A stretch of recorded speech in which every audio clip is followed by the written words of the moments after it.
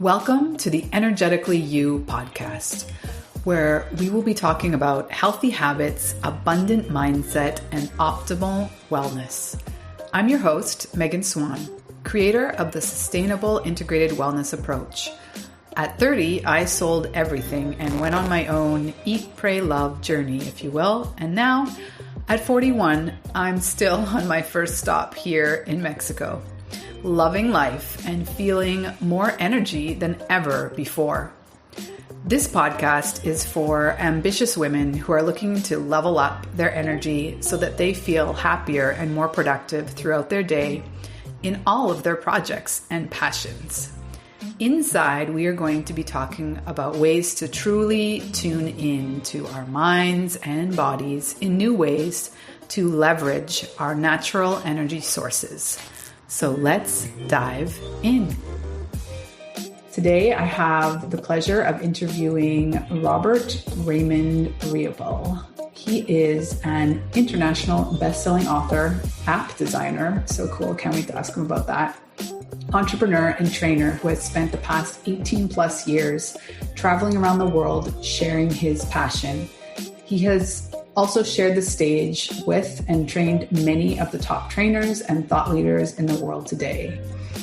With his high energy and heartfelt style, Robert draws on his journey from humble beginnings to financial freedom at the age of 32 to inspire individuals into tapping into their own greatness. Realizing that he is not the only person that struggles, Robert's quote unquote clues open individuals up to possibilities that lie within them, and that is why he is highly sought after.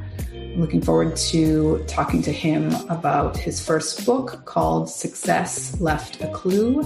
Robert, welcome to the podcast.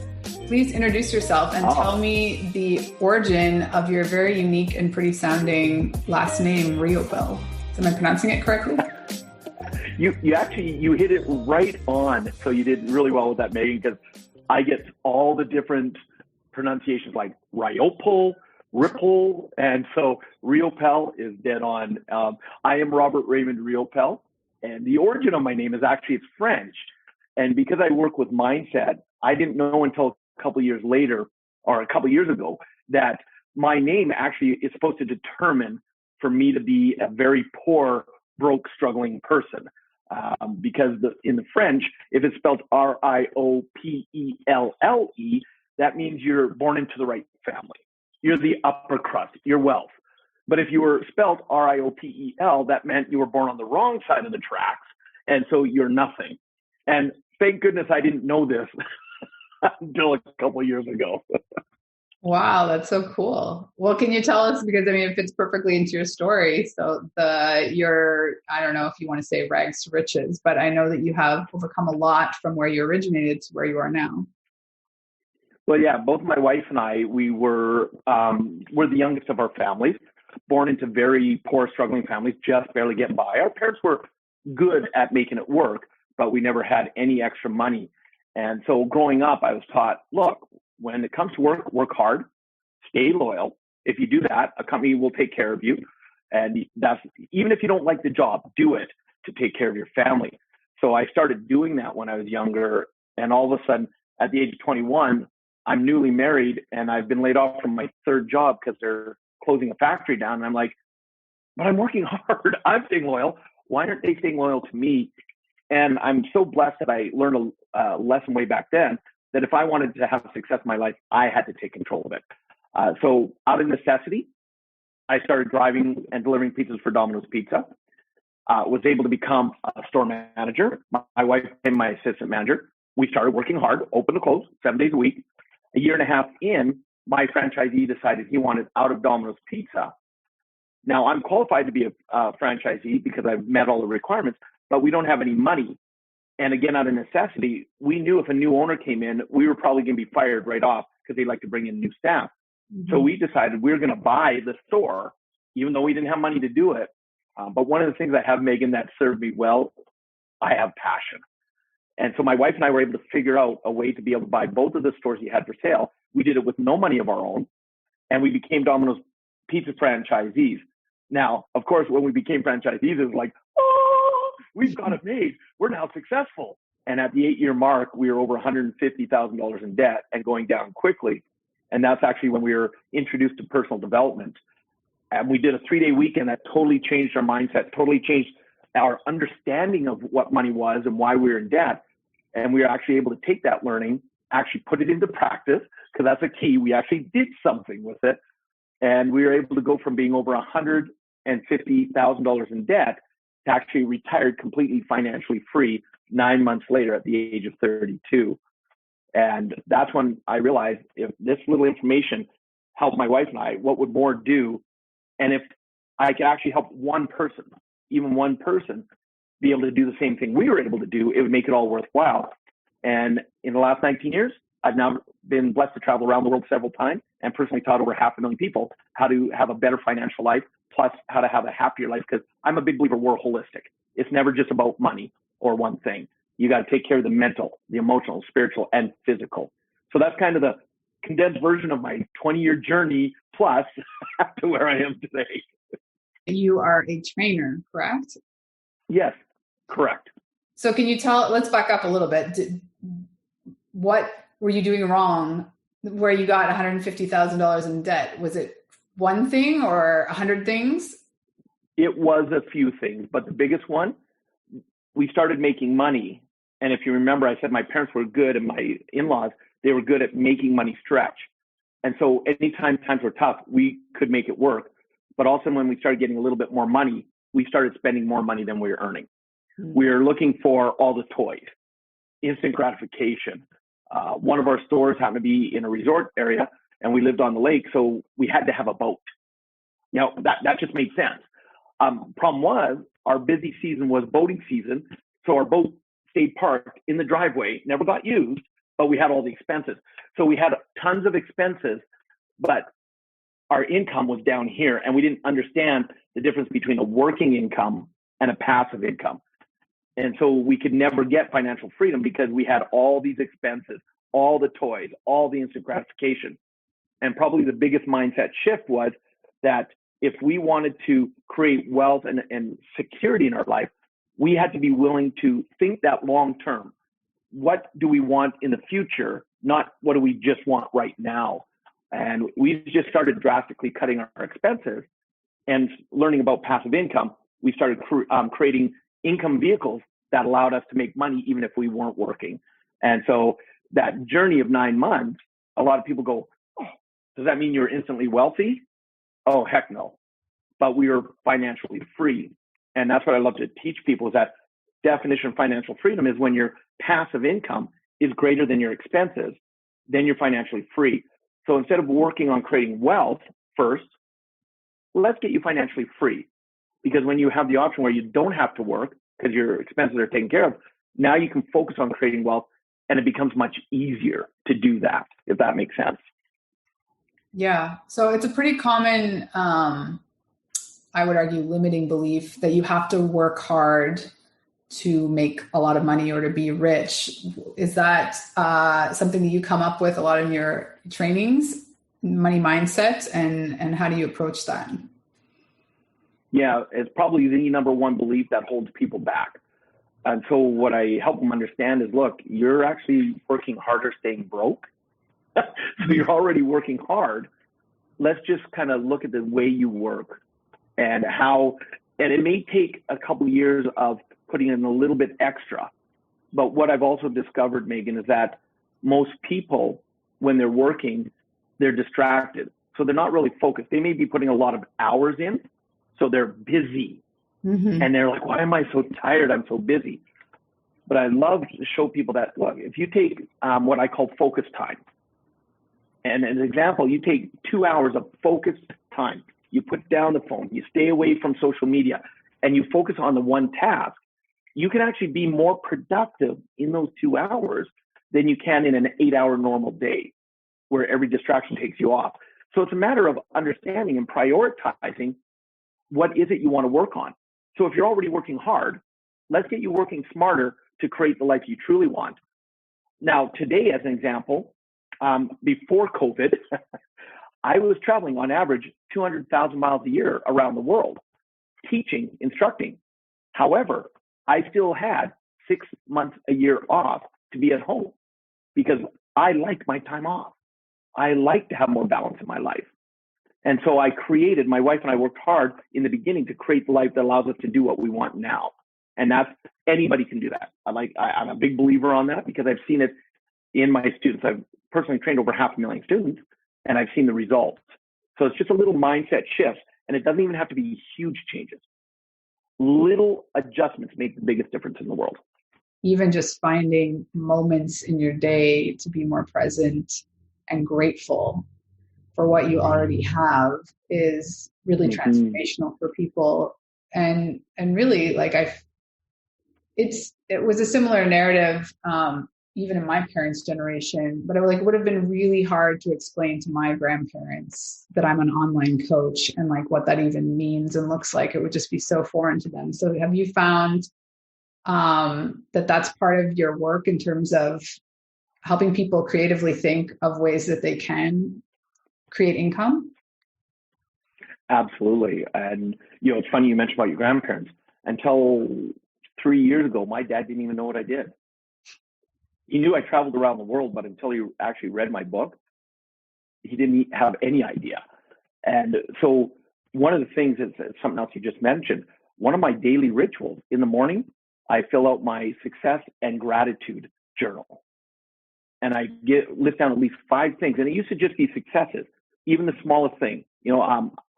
I did the dishes last night instead of letting them sit there. But then it morphed into successes and what am I grateful for? And what I found, and even during COVID, one of the blessings, and I know this sounds weird, but one of the blessings of COVID is I've become more connected to people that I haven't been able to have the time to talk to for a long time. Mm-hmm. And what I started doing with my gratitude journal is if a name comes up or someone just pops into my mind that I write down, I'm grateful for them in my life. Obviously, there was a reason I thought of them. So instead of just writing their name down now, I actually message them. And I don't have any attachment to any kind of them responding or reacting or thanking me. It's just, I leave them, and I used to start typing, but then I went, why don't I record? And I'll just go on Messenger or whatever, however I can connect. And I'll say, hey, in my practice today, your name came up because I thought of you because of this situation. And I just wanted to let you know, I am so grateful for having you in my life. And that's it. And when you talk about the law of attraction now, for people who are struggling, by focusing on their gratitudes, it starts to bring things more into their life that supports them, empowers them. And a lot of times they're like, well, why is this happening? And the cool thing is, you don't have to know why it's happening. You just put your gratitude out there. You come back to being present more. Like you said, take those times in the day where you take that extra deep breath and you connect with what you're doing in that moment, whether you're by yourself or you're actually with someone else. Because how many times are we having a conversation with someone and they may be there physically in front of you, but their mind is somewhere else? And I know you can relate to that probably with coaching your clients. One thing I often have my clients go through is a digital detox. And actually, I'm about to do a sort of digital detox myself in terms of minimizing my presence and attention in certain platforms. But I think people underestimate like how distracted and interrupted we are, and like how just maintaining that's so stressful, just constantly being interrupted. And like shifting to different types of thinking and tasks is very counterproductive. Mm-hmm. Absolutely.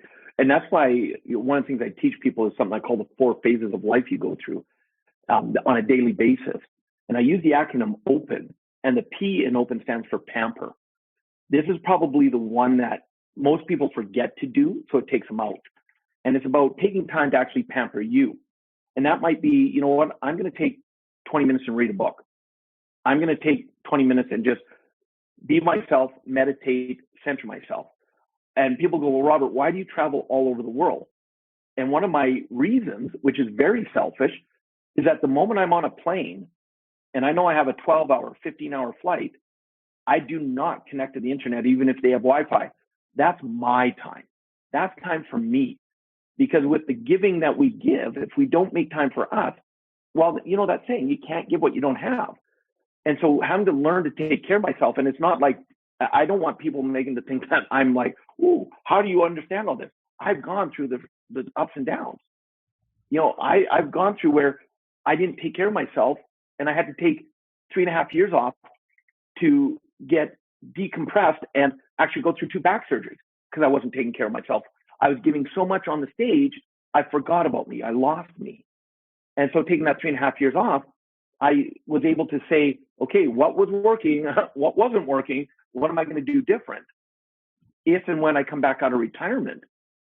And that was one of the critical things is, Robert, you have to have time to be there for you so that you can then be there for your friends, your family, your loved ones, your students. And so I'm very selfish on my time. And then I'm selfish on family time, because that is what allows me to have more success in all areas of my life. Yeah. Yeah. I think it's really helpful to frame self-care as like a money-making practice, like it's part of your maintenance, certainly if you're a solo entrepreneur, but really in any, you are relying on yourself, and at some point your brain, your body will break if you don't do that self-care. What do you say to your students that aren't at that point yet? Maybe they don't even feel, exhausted yet. Like they're not that close to burnout, or they haven't had any sort of physical presentation or nothing's come up for them where they have that deep reality check, like you just explained with the back surgeries, and you need to take time off. And they're saying, but I don't have time to read a book for 20 minutes, or I don't have time to go to the gym. How do you help them bridge that? I use a kind of system I was taught years ago on how to schedule my life. And at the time, it was called the Big Rocks system. And we use the analogy and the visual of, you take that jar and you put big rocks in, then medium, then small, then sand, then water. And if you do it in reverse, you'll never get all the pieces in. So by starting with the big rocks, those are your balanced pieces. So what I do is my wife and I will sit down and look at our calendar, and we'll say, what's important to us to be rejuvenating? And those get put on the schedule first. Those get put on before anything else. And it could be date night. My wife and I, we met when we were 13. We started dating when we were 16. We got married when we were 19. And as of today, because of the recording date, tomorrow is our 32nd wedding anniversary. Nice. And I tell people, I would not be here if it wasn't for her, because if it was up to me, I would play comfortably miserable in a small box, and I'd be in a job that I hated, but I'd be comfortable. But she's not willing to let me play smaller than I am, which is kind of another technique for your listeners. Have those people in your life that aren't your friends. They're your best friends. They're the ones that are willing to tell you and actually have those tough conversations sometimes and say, look, get out of your head and just, quit beating up on yourself. They'll give you the love and care, but they'll also kick you in the ass if you are playing small. And so by us doing our big rocks in place, we now can then fill all the other space with work and not feel guilty. Because the first thing that went on the schedule was our time, for each of us individually, for us together with family. Like as soon as we're done this interview, my brother-in-law, he's about to go through a major surgery tomorrow on his brain. So as soon as we're done, the RV's already hooked up. We're driving up to be there so we can be with his wife while he's going through the surgery. And it's like, well, what are you doing in those times? Nothing. We're there for them. We're there with family because we scheduled stuff like that in first. And I hope that helps your listeners, because it made a huge difference in my life. I love that analogy. I think I've heard it before, but it's a beautiful reminder with rocks. So what do you want to share with us about your book? Success left a clue from my blessings of traveling around the world and not only being on stage with some of the top presenters in the world, seeing a lot of successful people, training thousands and thousands of trainers. I've learned some clues that people have in common. And so I broke it down into 6 very powerful steps on how to create the life that you want. Because again, it's not just about wealth. It's wealth in all areas. It has to be in all areas. And so with the steps, I tell people when they read the book, don't just read it.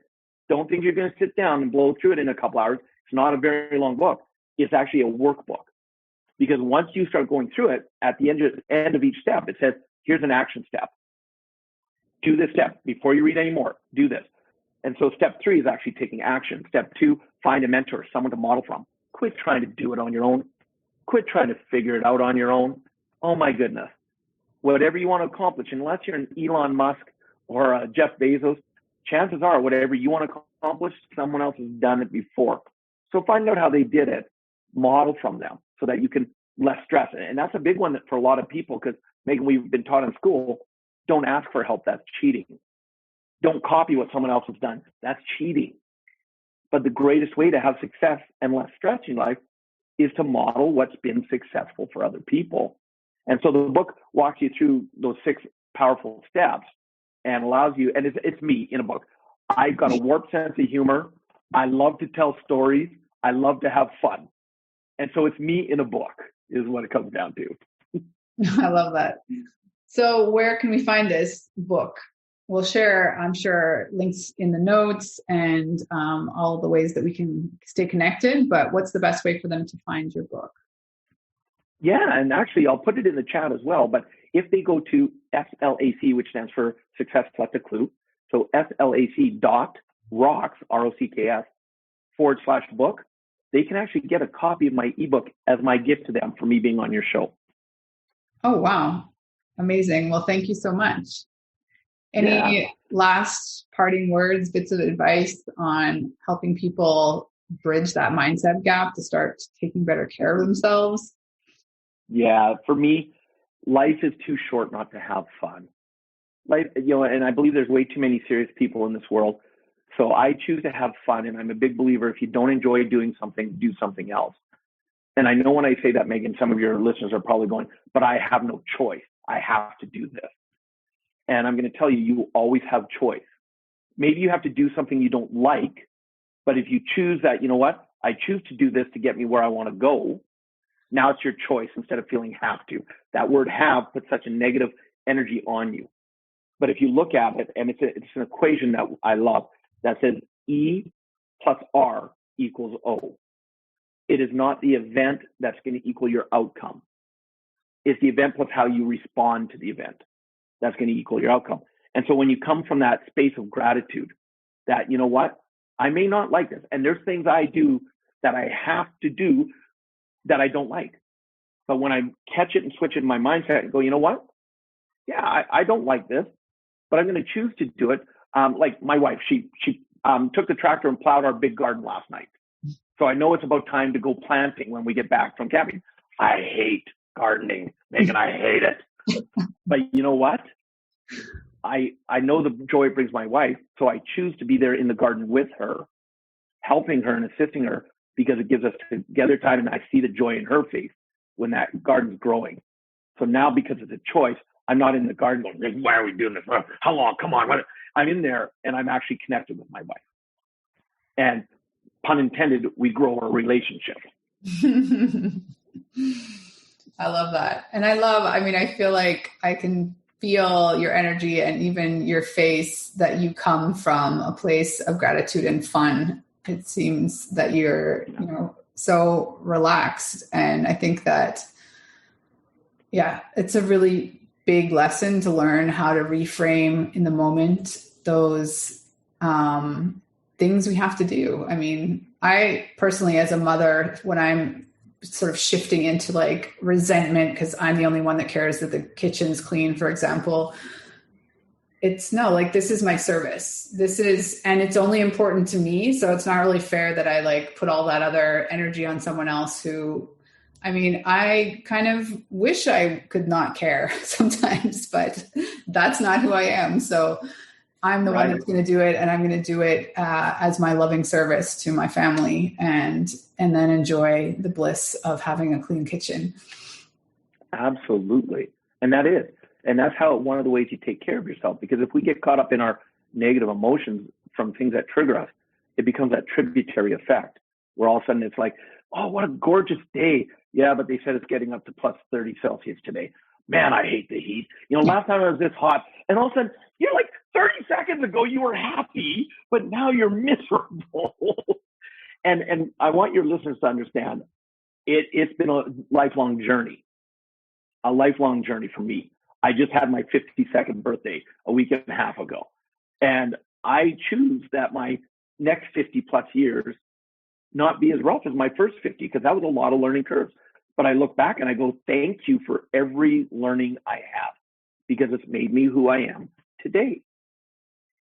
Yeah. I didn't want to ask, but I mean, I think you look at least 10 years younger than that. No, thank you. You've got 20 minutes to quit saying that. Well, we'll leave it up there with shifting into gratitude whenever we're feeling stressed and or triggered.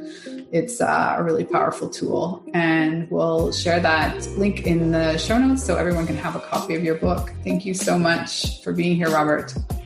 Oh, my absolute pleasure. Thank you so much for listening to Energetically You. I hope that this episode has helped you to tune into your natural energy sources so that you feel more energized and focused throughout your day. If you enjoyed the episode, please take a second to rate and review.